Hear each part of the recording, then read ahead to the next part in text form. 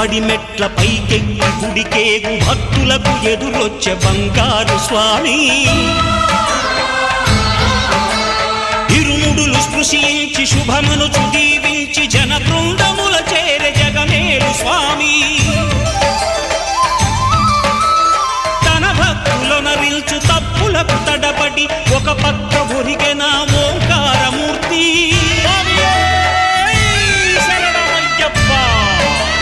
స్వాములందరూ తనకు సాయము కాగా ధీమంతుడై లేచే ఆ కన్య స్వామి పట్టబంధము వీడి భక్తతతికై